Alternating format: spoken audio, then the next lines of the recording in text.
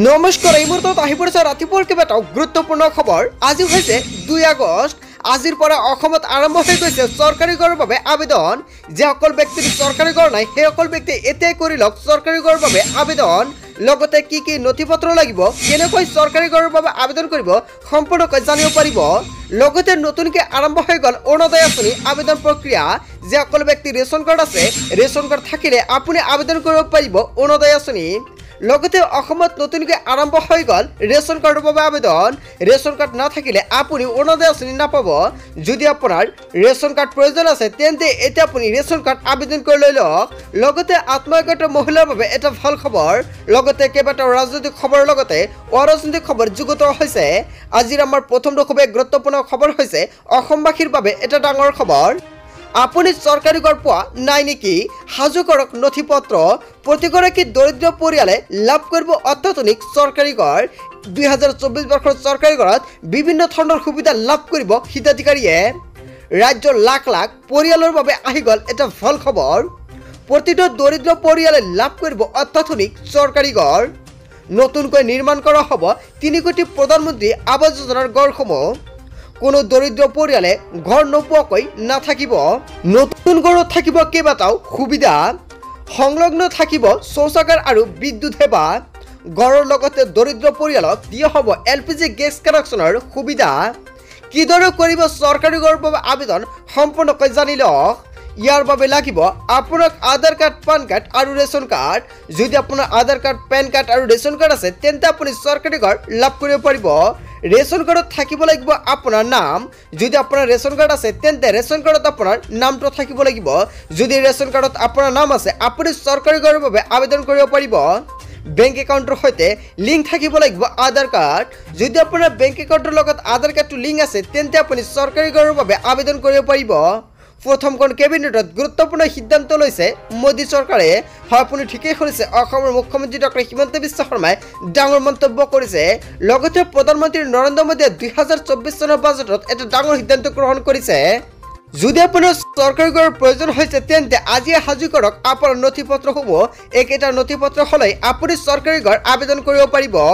তাৰপিছত অসমবাসী ৰাজ্যক জনাইছো আমাৰ 2 নম্বৰটো খুবেই গুৰুত্বপূৰ্ণ খবৰ। লগতে এটা ডাঙৰ খবৰ, অৰুণোদয় আঁচনিক লৈ অসমৰ মুখ্যমন্ত্ৰী ডক্টৰ হিমন্ত বিশ্ব শৰ্মাৰ ডাঙৰ ঘোষণা। অৰুণোদয় আঁচনিক লৈ অসমৰ মুখ্যমন্ত্ৰী ডক্টৰ হিমন্ত বিশ্ব শৰ্মাই গুৰুত্বপূৰ্ণ সিদ্ধান্ত গ্ৰহণ কৰিছে। অৰুণোদয় 3.0 বাবে সাজু হৈছে ৰাজ্য চৰকাৰ। যদি আপোনাৰ অৰুণোদয় আৰু অৰুণোদয় 2.0 আঁচনিত নামটো অন্তৰ্ভুক্ত কৰিব পৰা নাই তেন্তে আপোনাৰ বাবে এটা সোণালী সুযোগ, কিয়নো অসমত নতুনকৈ আৰম্ভ হ'বলৈ গৈ আছে অৰুণোদয় 3.0 আঁচনি। অৰুণোদয়ৰ প্ৰথম আঁচনিত সামৰি লোৱা হৈছে 19 লাখ হিতাধিকাৰীক। অৰুণোদয় 2.0ত সামৰি লোৱা হৈছে 27 লাখ হিতাধিকাৰী। অৰুণোদয় 3.0ত আৰু প্ৰায় 20 লাখ হিতাধিকাৰী অন্তৰ্ভুক্ত কৰা হ'ব। লগতে 47 লাখকৈ বৃদ্ধি পাব অৰুণোদয় হিতাধিকাৰীৰ সংখ্যা। অৰুণোদয় 3.0ৰ বাবে আধাৰ আৰু ৰেচন কাৰ্ড থাকিলে হৈ যাব আপোনাৰ আবেদন। হয়, আপুনি ঠিকেই শুনিছে, যদি আপোনাৰ আধাৰ কাৰ্ড আৰু ৰেচন কাৰ্ড আছে তেন্তে আপুনি আবেদন কৰিব পাৰিব নতুনকৈ অৰুণোদয় আঁচনি। যিসকল ব্যক্তিৰ অৰুণোদয় আৰু অৰুণোদয় 2.0 আঁচনিৰ লিষ্টত নামটো অন্তৰ্ভুক্ত হৈ আছে আৰু টকাটো পাই আছে, সেইসকল ব্যক্তিৰ যদি NRCৰ বায়'মেট্ৰিকৰ সময়ত আধাৰ কাৰ্ডটো বনাব পৰা নাই তেনে ক্ষেত্ৰত আপুনি কিন্তু অৰুণোদয় বা অৰুণোদয় 2.0 আঁচনিৰ লিষ্টত যদি আপোনাৰ নামটো আছে তেন্তে কৰ্তন কৰা হ'ব। অসমৰ মুখ্যমন্ত্ৰী ডক্টৰ হিমন্ত বিশ্ব শৰ্মাই গুৰুত্বপূৰ্ণ পন্থা হাতত লৈছে, কিয়নো অৰুণোদয়ক আধাৰ আৰু ৰেচনৰ সৈতে লিংক কৰা হ'ব। অসমত নতুন পদ্ধতিত এইবাৰ অৰুণোদয় আৰু আধাৰ কাৰ্ড আৰু বেংক একাউণ্টৰ লগতে এইবাৰ ৰেচন কাৰ্ডৰ লিংক কৰিব। কেৱল এয়াই নহয়, অৰুণোদয়ক লৈ নতুনকৈ অনুষ্ঠিত হ'ব নিৰ্বাচনী প্ৰক্ৰিয়া। ৰেচন আৰু আধাৰ নাথাকিলে হিতাধিকাৰীয়ে নাপাব অৰুণোদয় আঁচনি। যদি আপুনি অৰুণোদয় আৰু অৰুণোদয় 2.0 আঁচনিটো আধাৰ আৰু ৰেচন কাৰ্ডেৰে আবেদন কৰা নাই তেন্তে আপোনাৰ বাবে এটা বেয়া খবৰ, কিয়নো যদি আপোনাৰ আধাৰ কাৰ্ডটো নাই তেনে ক্ষেত্ৰত কিন্তু বঞ্চিত হ'ব অৰুণোদয় বা অৰুণোদয় 2.0 আঁচনিৰ সুবিধাৰ পৰা। ছেপ্টেম্বৰ মাহৰ পৰা অৰুণোদয় 3.0 হিতাধিকাৰী নিৰ্বাচনী প্ৰক্ৰিয়া আৰম্ভ হ'ব বুলি মন্তব্য কৰিছে মুখ্যমন্ত্ৰীগৰাকীয়ে। অৰুণোদয় আঁচনিক লৈ ডাঙৰ ঘোষণা কৰিছে অসমৰ মুখ্যমন্ত্ৰী ডক্টৰ হিমন্ত বিশ্ব শৰ্মাই।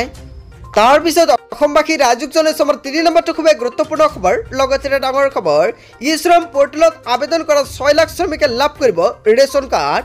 যদি আপোনাৰ ৰেচন কাৰ্ড নাই আপোনাৰ বাবে ভাল খবৰ, কিয়নো এতিয়া আপুনি ৰেচন কাৰ্ডৰ বাবে আবেদন কৰক। প্ৰয়োজিত শ্ৰমিক আৰু অসংগঠিত শ্ৰমিকৰ বাবে এটা ডাঙৰ ঘোষণা কৰিছে অসমৰ মুখ্যমন্ত্ৰী ডক্টৰ হিমন্ত বিশ্ব শৰ্মাই। ই শ্ৰম পৰ্টেলত নাম পঞ্জীয়ন কৰিছিল শ্ৰমিকসকলে। প্ৰায় 12 লাখ শ্ৰমিকে নাম পঞ্জীয়ন কৰিছিল এই পৰ্টেলত। ইয়াৰে 6 লাখ শ্ৰমিকে লাভ কৰিব ৰেচন কাৰ্ড। বাকী থকা 6 লাখে শীঘ্ৰেই লাভ কৰিব ৰেচন কাৰ্ড। 23 চনৰ এপ্ৰিলৰ পূৰ্বে ই শ্ৰম পৰ্টেলত পঞ্জীয়ন কৰা শ্ৰমিকে পাব এই সুবিধা।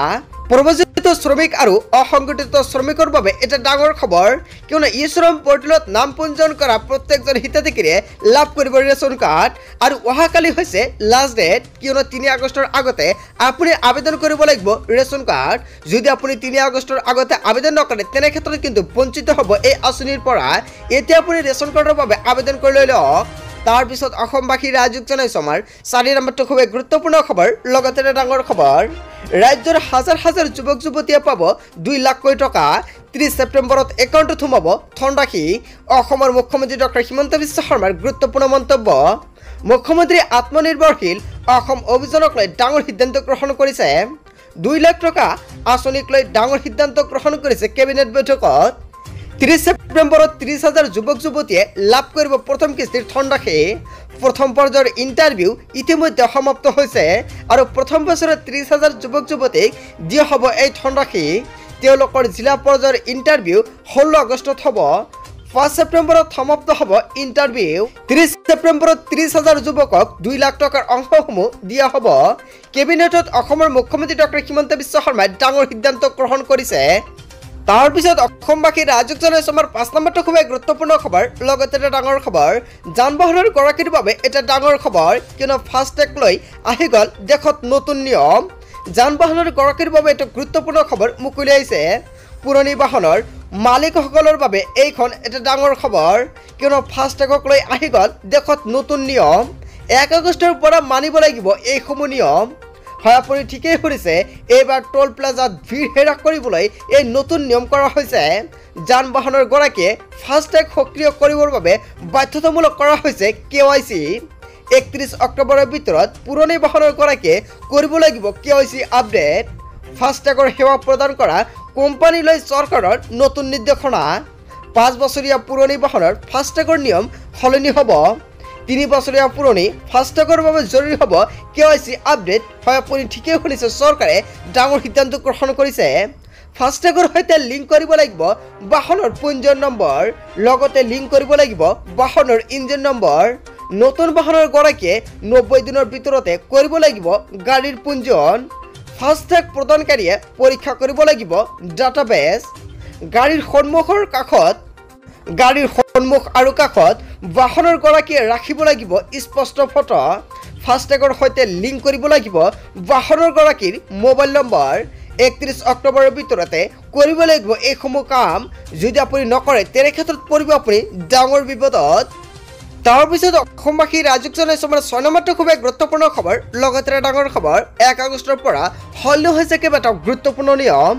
1 আগষ্টৰ পৰা দেশত সলনি হ'ব বহুকেইটা গুৰুত্বপূৰ্ণ নিয়ম। কি কি নিয়ম সলনি কৰা হৈছে এতিয়া জানি লওক।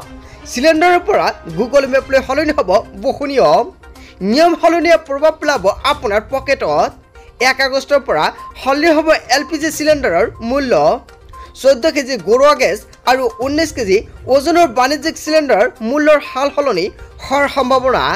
HDFC বেংক ক্ৰেডিট কাৰ্ড ব্যৱহাৰকাৰীসকলৰ বাবে আহিব পৰিৱৰ্তন। 15,000 টকাৰ অধিক লেনদেনত লোৱা হ'ব অতিৰিক্ত চাৰ্জ। নিয়ম সলনি হ'ব গুগল মেপৰ। সেৱাৰ চাৰ্জ 70% হ্ৰাস কৰিব গুগল মেপে। ডলাৰৰ পৰিৱৰ্তে ভাৰতীয় টকাত ল'ব পে'মেণ্ট। আগষ্ট মাহত 13 দিনলৈ বন্ধ থাকিব বেংকসমূহ। যদি আপোনাৰ বেংকৰ কাম কাজ আছে তেন্তে আপোনাৰ বাবে এটা ডাঙৰ খবৰ, কিয়নো আগষ্টত 13 দিনলৈ বেংক বন্ধ থাকিব। ৰাখী বন্ধন, জন্মাষ্টমী, স্বাধীনতা দিৱসকে ধৰি শনি আৰু দেওবাৰ মিলাই 13 দিন বন্ধ থাকিব বেংকসমূহ। যদি আপোনাৰ বেংকত কোনো ধৰণৰ কাম আছে তেনে ক্ষেত্ৰত অতি শীঘ্ৰে আপুনি কৰি লৈ লওক। বন্ধু বান্ধৱীসকল, আজিৰ মূল ভিডিঅ'খনত গোটেই অসম তথা ভাৰতৰ বিভিন্ন প্ৰান্তৰ পৰা যুগুত হৈছে কেইবাটাও ডাঙৰ খবৰ। এনেবোৰ খবৰ নিতৌ পাই থাকিবলৈ চেনেলটি ছাবস্ক্ৰাইব কৰি ভিডিঅ'টো এটা লাইক কৰিবলৈ নাপাহৰিব। থেংক ইউ ফৰ ৱাচিং ফুল ভিডিঅ'।